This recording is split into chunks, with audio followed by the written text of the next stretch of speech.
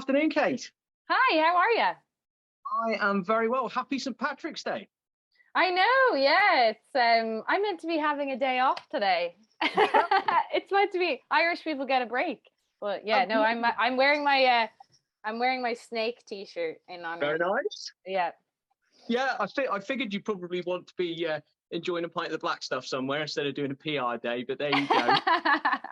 Definitely. Maybe I can have one while I do the rest of the interviews later on or something like that. Absolutely. I'd join you if I had some in. So, firstly, congratulations on the film. Thanks. Big fan. And a few people I know that attended Fright Fest last week wanted to pass on a message as well, just to say what a cracking film it is. It was their sort of top pick, Oh, wow. and it's certainly hit well with me. I saw it about 3 weeks ago, and it really sort of resonated with me on a sort of personal level. And on that sort of note, I understood from somewhere that I'd read that your grandmother had told you these sort of folk stories growing up. Yeah. So that was obviously the inspiration behind the film. But the thing that resonated for me was was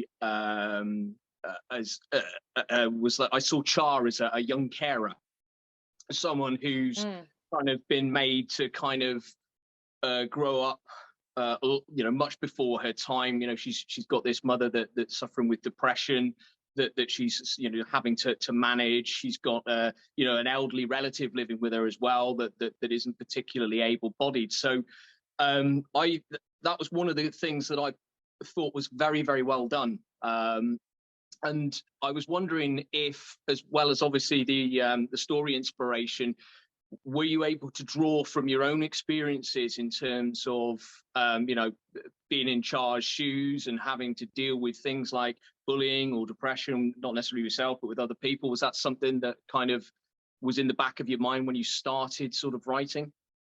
Yeah, definitely. I think, I really wanted to write a story about, I suppose, inherited trauma, inherited mental illness, and when a mental illness is in your family, kind of how you have to deal with that as somebody coming of age. And I think there's a time in your life when you start to kind of know things about your family and yourself, like when you kind of reach a certain age, that you kind of start thinking more deeply about all that stuff. And I think, it's trying to capture a moment when you are really confronted with that, I suppose, in a way that like you've probably been a little bit kept away from in like until you reach that age. And then just the kind of feeling, I suppose, of being in a house that, or an environment, a place, a housing estate where you don't feel safe, you don't feel protected.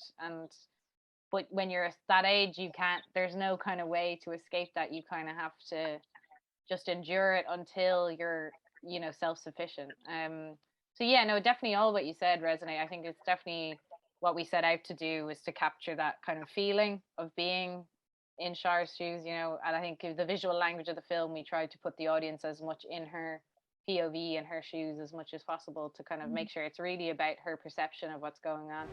Is everything okay? Has she gone missing before? Not in a long time.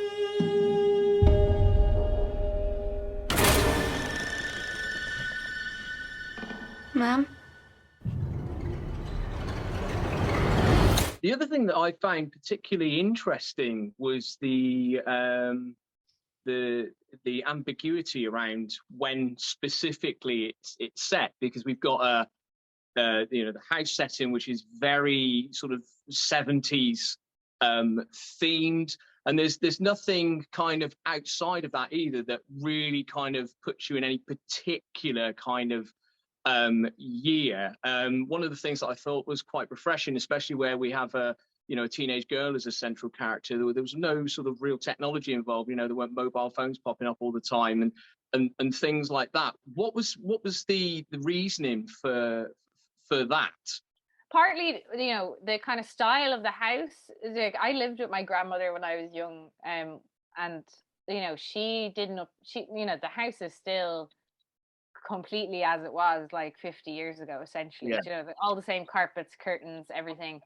So it was like, that was my, when I was a teenager, I would go to her house almost every day after school. And like, that was, just part of life was this, like, it's almost like you're stepping into a different time zone. Like the TV's never updated. They don't have any technology. It's like everything's still back in the past.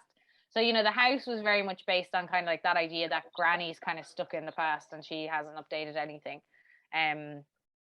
But then, yeah, we do have a couple of phones that you see, but to me, I feel like the story is about kind of folklore and the unknowable and how, like, in Irish culture, we still have this little tie to the pagan kind of roots of our country, and our folklore is still very much kind of sometimes believed to be true. We're still a very superstitious and kind of mystical nation, I feel. And I think, to me, technology just saps the life out of magic. Do you know what I mean? I hate seeing phones in films because I feel like a film, when I watch it, I want to be sucked into the story and I want to be sucked into this world of the unknown. And I feel like phones are the complete opposite of that world. And as soon as you see them, you're just like, oh, I can, it just it makes me feel like I'm just in my normal life, which I want to be kind of taken on a journey, I suppose. So yeah, we just tried to, you see a couple phones, but I just made a choice. I didn't want to like use them at all. Yeah, oddly, it was one of the first things that occurred to me, at the end of the film, that lack of technology. And that was obviously something that again resonated with me. And that, as I say, was quite refreshing to see. The other thing that I wanted to ask was about a very particular scene. I don't want to, give anything away for anybody that's seen it, but the dance scene. I've still got that lodged in my brain. I found it very sort of disturbing, and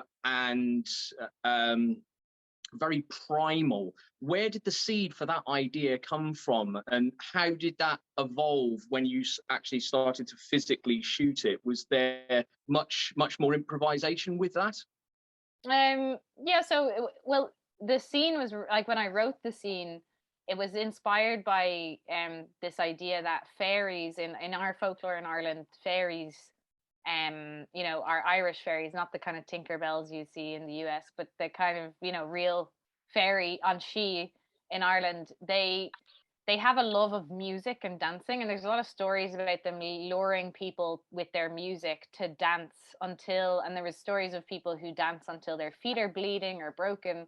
So that was like something I always thought was like a very macabre thing that I wanted to like include in a horror film. So when I was writing, it just stemmed from that, but also it was coming from, I think a lot of people have this experience, say like the first time you see a parent drunk or and they're kind of like dancing and they're kind of out of control of themselves, and it can be kind of a frightening thing. So it was like the duality of those two ideas put into the scene. But then, yeah, for preparation of it, it was we had a track by the composer that wasn't the song you see in the film, but it was very primal because I wanted a kind of a trad track, like Irish traditional music. The composer made something that was really guttural and dark, and then that's what I gave to Carolyn to sort of prepare her dance with. So we were going to get a choreographer, but I was like, no, I feel like this needs to come from a place of like, you make it yourself, Carolyn, kind of like you just go off what the music is giving you. And I knew Carolyn was the kind of person that like, she is really non-self-conscious as an actor and, willing to kind of just be very open and primal. So she really just kind of let it go and was like completely, that was all her really, and we did a couple of days prep where we brought her into the house and she showed me where she would roughly move. And then we made the shot list based on kind of that ideas of like where she was going to position herself. And then we, moved her a little bit on the night, but really, it was planned out pretty well. So, she kind of just stuck to what she had planned to do. And then shooting wise, we just kind of had rough angles that we were going to cover her on. So it was it was quite meticulously planned actually, even though it feels quite out of control when you see it in the movie. But I think that's down to Carolyn's performance. She just gives it her all in it. She really doesn't hold back at all. Yeah, no, I agree. Absolutely wonderful performance, and wonderfully realised as well. Well, Kate, that's our time, unfortunately. I'd love to keep chatting, but I'm sure you want to crack on and have a pint of the black stuff. So thank you very much for your time, and look forward to seeing your next film. Yeah, thank you so much, and so nice to chat to you. I'm sure, hopefully, you chat to you again in the future. And yeah, Yes, happy St. Patrick's Day. Take care. Bye. Bye.